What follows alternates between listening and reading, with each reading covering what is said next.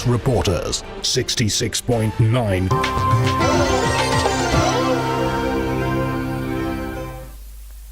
नमस्कार, स्वागत है आप सभी का। आपके साथ मैं हूं स्वप्निल। देश में कोरोना केसेस तो कम हुए हैं, लेकिन खतरा अभी भी बरकरार है।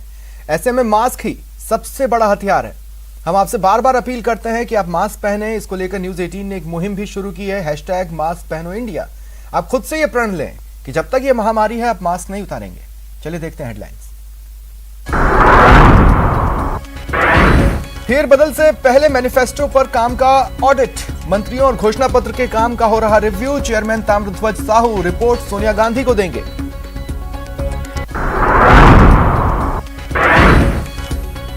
मरुधरा की महिला गैंगस्टर अनुराधा गिरफ्तार, दिल्ली पुलिस की स्पेशल सेल ने किया अरेस्ट। राजस्थान पुलिस ने घोषित किया था 10,000 का इनाम। करौली में बच्चे को बचाने उतरे 5 लोग, गड्ढे में गिरे, एक की मौत, बच्चे समेत 4 सुरक्षित। जुगिनपुरा गांव का मामला। टोंक में भीषण सड़क हादसा, बेकाबू होकर पलटी कार, 4 की मौत। भरतपुर से उदयपुर जा रहे थे कार सवार। और शहर शहर गांव गांव जलमग्न, लगातार बारिश से बढ़ा नदियों का जलस्तर, घरों में घुसा पानी, बहने लगा कुंडा खोह झरना।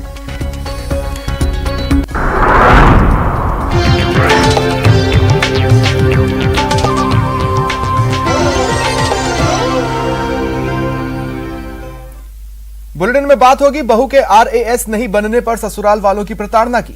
बात होगी जालौर की, जहां 30 साल पुराना रिको अपनी बदहाली के आंसू बहा रहा है। और दिखाएंगे मरुधरा के एक अनोखे रेलवे स्टेशन को जो 2 राज्यों में बटा है। लेकिन पहले देख लेते हैं top 10 breaking. PM Narendra Modi ने आज ट्रेनी IPS अफसरों से संवाद किया। पीएम ने कई सवाल पूछे और उनसे सुझाव मांगे। पीएम ने अफसर से कहा, आपकी युवा लीडरशिप देश को आगे बढ़ाएगी। जम्मू कश्मीर के पुलवामा में नागबेरन तरसर के जंगलों में सुरक्षा बलों ने 2 आतंकियों को मार गिराया। पुलिस ने बताया मारे गए आतंकियों में से एक जैश-ए-मोहम्मद का आतंकी लंबू था, जो पाकिस्तान का टॉप मोस्ट आतंकी था। सुरक्षा बलों ने आतंकियों की एक और बड़ी साजिश नाकाम की। जम्मू पुंछ हाईवे पर पड़े एक IED को निष्क्रिय किया। आतंकियों ने IED सुरक्षा बलों के वाहन या सार्वजनिक वाहन को निशाना बनाने के लिए लगाई थी। Akali Dal, BSP, national conference और NCP का प्रतिनिधिमंडल आज राष्ट्रपति रामनाथ कोविंद से मिला है। विपक्ष की बड़ी पार्टियों के सांसद नदारद दिखे। पूर्वोत्तर राज्यों के बीच जारी सीमा विवाद के बीच मिजोरम पुलिस ने असम के मुख्यमंत्री हेमंत बिस्व शर्मा के खिलाफ FIR दर्ज की। इसके अलावा असम के 4 सीनियर पुलिस अधिकारियों और 2 एडमिन ऑफिशियल्स समेत 200 अज्ञात पुलिसकर्मियों के खिलाफ मामला दर्ज हुआ। पिछले 24 घंटे में 41,649 नए कोरोना केस आए, 593 मरीजों की मौत हुई। केरल में करीब 21,000 केसेस पाए गए। लगातार चौथे दिन कोरोना का आंकड़ा 20,000 के पार है केरल में। कोरोना के हालात का जायजा लेने केंद्र की 6 सदस्यीय टीम केरल पहुंच चुकी है। आज ये टीम कोल्लम और आलपुझा का दौरा कर रही है। 1 अगस्त से बैंक से होने वाले लेन देन रविवार और छुट्टियों के दिन भी हो सकेंगे। इसके अलावा अब ATM से पैसे निकालने के लिए आपको ज्यादा शुल्क चुकाना होगा। हम आपको आपको बता रहे हैं कि 5 बड़े बदलाव होने वाले हैं, जिनका असर आप पर पड़ेगा। हरियाणा के पंचकुला की रहने वाली 6 साल की मिस्का जैन देश की सबसे कम उम्र की पैराग्लाइडर बन गई हैं। उनका नाम इंडिया बुक ऑफ रिकॉर्ड में दर्ज हो चुका है। मिस्का ने हिमाचल प्रदेश में पैराग्लाइडिंग कर ये रिकॉर्ड अपने नाम किया।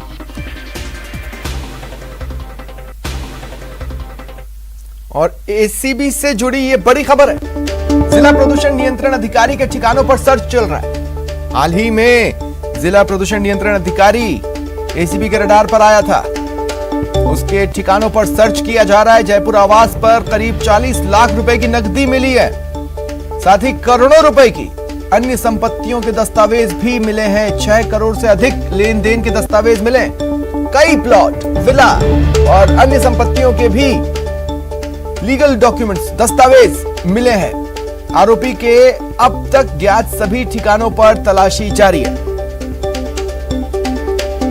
अभी इन तमाम संपत्तियों की कीमतों का आकलन चल रहा है। आपको बता दें कि हाल ही में ये जिला प्रदूषण नियंत्रण अधिकारी भरतपुर में पकड़ा गया था भारी नकदी के साथ। और ज्यादा जानकारी के लिए बात करते हैं सहयोगी सौरभ गृहस्थी से। सौरभ, क्या जानकारी है? देखिए, आपको ध्यान होगा कि 29 जुलाई को भरतपुर के जिला क्षेत्रीय प्रदूषण नियंत्रण अधिकारी हंसराज थे, उनके जो है वो 1,60,000 रुपए के साथ उन्हें आकस्मिक जांच में जो है वो बरामदगी हुई थी उनके ऑफिस में। आज उनके आवास पर जो है वो एसीबी द्वारा सर्च की कार्रवाई जो है वो की गई और सर्च में बड़ा खुलासा ये हुआ है कि उनके घर पर जो टोंक रोड जयपुर में स्थित है वहां पर जो है वो 40 लाख रुपए नगद जो है वो एसीबी को मिले हैं। इसके अलावा 6 करोड़ से अधिक लेन देन के दस्तावेज जो है वो बरामद किए हैं। साथ ही कई प्लॉट, विला और अन्य परिसंपत्तियां जो हैं उसके भी दस्तावेज एसीबी को मिले हैं और ये आकलन एसीबी द्वारा किया जा रहा है कि इन तमाम परिसंपत्तियों के जो कीमत है वो कितनी है, उसका आकलन एसीबी द्वारा किया जा रहा है। लेकिन ऐसा कहा जा रहा है कि ये जो संपत्तियां हैं वो करोड़ों रुपए की हो सकती है, तो ये बड़ी कार्रवाई जो है वो एसीबी द्वारा की गई है। महज 1.5 लाख रुपए लेते जब उन्हें पकड़ा गया था तब इतनी बड़ी राशि उनसे बरामद होने की आशंका जो है वो एसीबी को नहीं थी, लेकिन उसके बावजूद एसीबी ने सर्च किए और सर्च में ये बहुत बड़ा खुलासा जो है वो हुआ है। जी चलिए, शुक्रिया सौरभ, आप नजर बनाए रखें।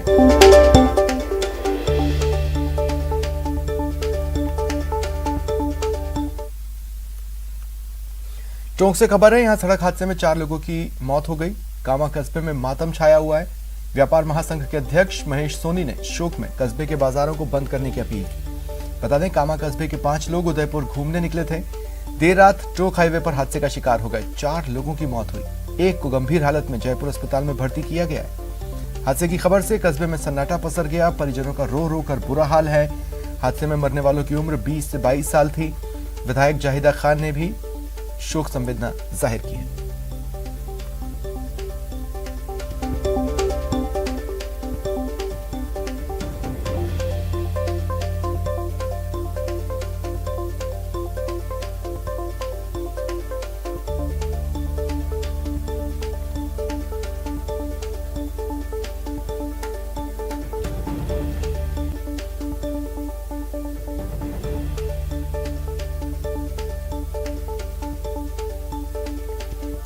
अच्छा से बंद किया है।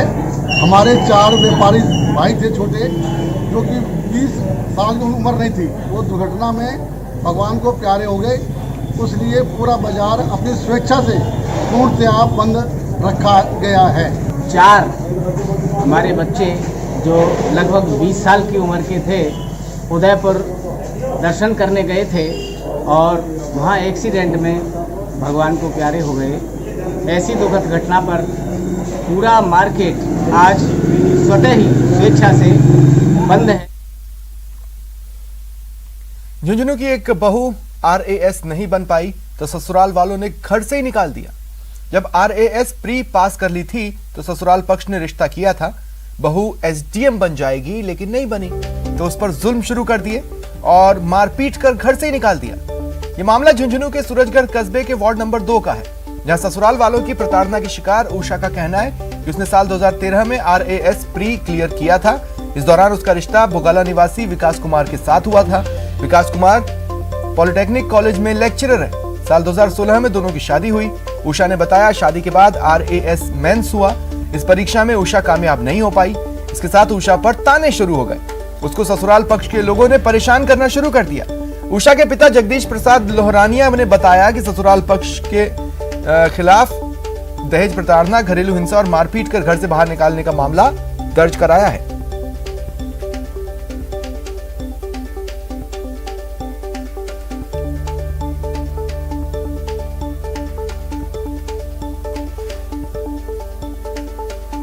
मेरे ससुर, सास ससुर सभी ने ऐसे वही ताने पे ताने देते रहते कि नहीं तुम कुछ नहीं कर सकती, तुम्हारा कुछ नहीं हो सकता, वो सब चीज़ें।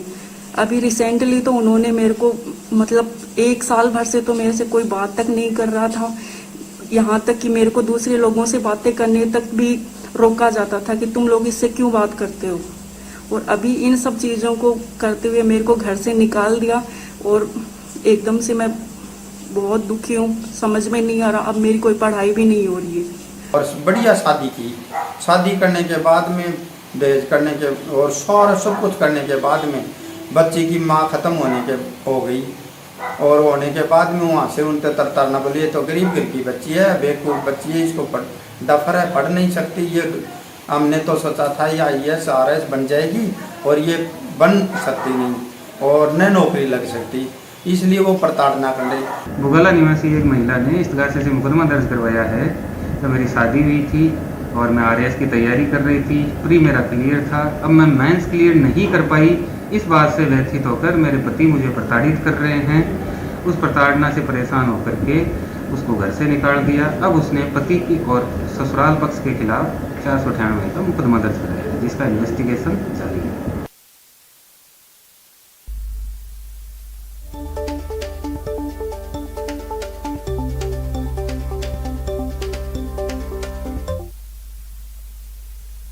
चित्तौड़गढ़ जिले में इलाज के लिए एकमात्र बड़ा अस्पताल राजकीय सांवलिया अस्पताल लापरवाहियों का शिकार बना हुआ है। कोरोना संक्रमण के दौर में इस अस्पताल में मरीजों की भारी आवाजाही है। इसे देखते हुए प्रदेश सरकार ने यहां बेहतर सुविधाएं मुहैया कराने के निर्देश दिए हैं। इसके बावजूद अस्पताल प्रबंधन की लापरवाही यह है कि उपलब्ध संसाधनों का भी रखरखाव नहीं हो पा रहा। यहां बिजली सप्लाई के लिए DG सेट उपलब्ध करवाए गए। इसके रखरखाव के लिए बाकायदा टेंडर देकर अस्पताल अपने स्तर पर खर्च भी कर रहा है, लेकिन हालात यह है कि कई दिनों से ये DG सेट खराब पड़े, जिससे सोनोग्राफी के साथ साथ ऑपरेशन थिएटर में काम बाधित हो रहा है। कब का या लाइट भी बंद है, अभी लाइट आई है तो कोई है नहीं है एक्सरे वगैरह खींचने वाले, और कब के यहाँ से यहाँ चक्कर काट रहे हैं, कम से कम 1 घंटा ऊपर हो गए हैं, क्या करें कुछ समझ में नहीं आ रहा। ये जनरेटर रेडिएटर चौक होने की वजह से रिपेयरिंग मेंटेनेंस के लिए भेजा गया है, जो आज आकर चालू हो जाएगा। कोरोना काल में लगातार सुविधाओं की बेहतरी की बात कही जा रही है, लगातार सुविधाओं के विस्तार की बात कही जा रही है, लेकिन चित्तौड़गढ़ जिला मुख्यालय के सबसे बड़े श्री सांवलिया जी राजकीय चिकित्सालय में जिस प्रकार के हालात सामने आ रहे हैं वो साफ तौर पर लापरवाही को इंगित करते हैं। लगभग 1.5 घंटे तक विद्युत आपूर्ति बाधित रहना और विभिन्न जांच सेवाओं के साथ साथ OT जैसी महत्वपूर्ण इकाई में विद्युत आपूर्ति बंद हो जाना साफ तौर पर जाहिर करता है कि जिम्मेदार व्यवस्थाओं को लेकर गंभीर नहीं है, पूरी लापरवाही लोगों की जान को लेकर बरती जा रही है। उस पर यह कहना कि 4 दिन से DG सेट खराब है और ऐसे में आने वाले समय में यदि कोई गंभीर स्थिति बनती है तो रेडिएटर के चलते खराब हुए DG के चलते कई लोगों की जिंदगी खराब हो सकती है, कई लोगों की जान जा सकती है। उसके बावजूद जो जिम्मेदार है वो लापरवाही पूर्ण तरीके से काम करते हुए अपनी जिम्मेदारी से जीत चुका रहे हैं। ऐसे में अब देखने वाली बात होगी कि मामला सामने आने के बाद ऐसे लोगों के खिलाफ क्या कार्रवाई की जाती है। कैमरा पर्सन सत्यनारायण कुमावत के साथ सुभाष मेहरा की न्यूज 18 राजस्थान के लिए चित्तौड़गढ़ से। धौलपुर में एक ट्रक वाले ने पानी से पंगा ले लिया, फिर आगे क्या हुआ देखिए।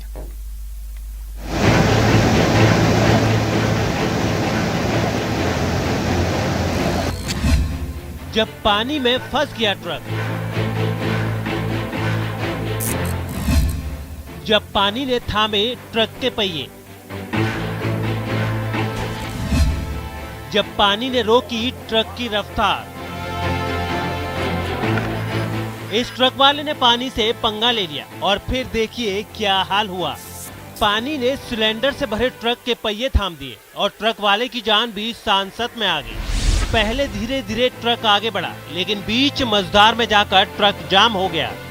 न आगे बढ़ पाया और न पीछे लौट पाया। पानी की तेज धार और ट्रक की थमी रफ्तार को देखने के लिए पुलिया के दोनों ओर अच्छी खासी पब्लिक भी जमा हो गई। खबर के बाद पुलिस प्रशासन और SDRF की टीम भी मौके पर पहुंची, लेकिन उससे पहले ही गांव वालों की मदद से ट्रक चालक को बाहर निकाल लिया गया।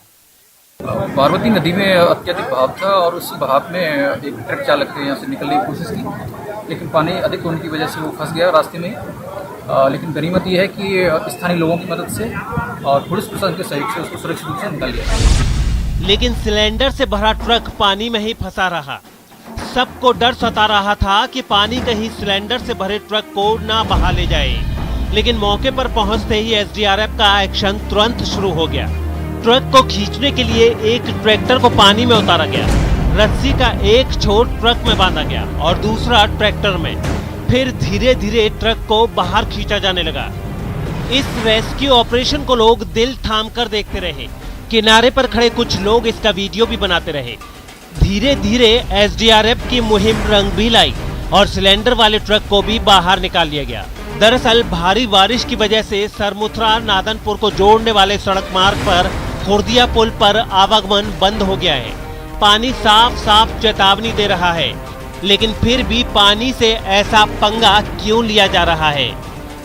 धौलपुर से न्यूज 18 के लिए हरिवीर की रिपोर्ट।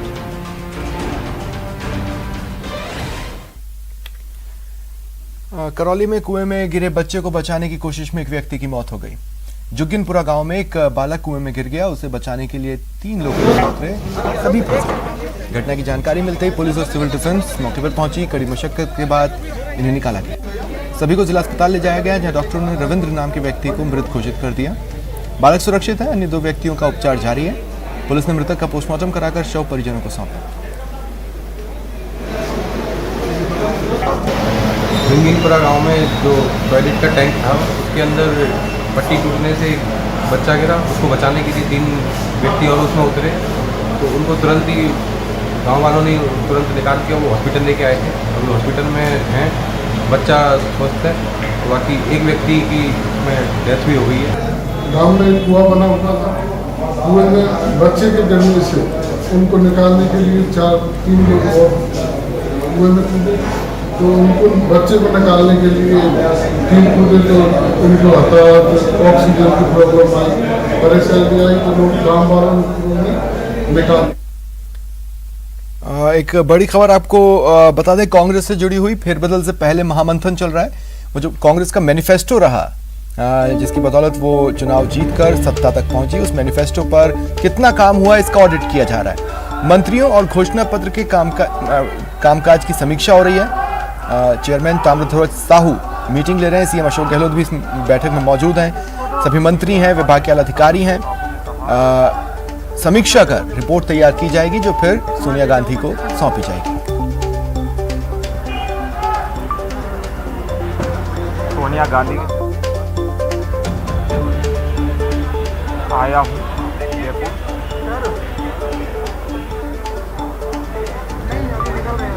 घोषणा पत्र के वादों की।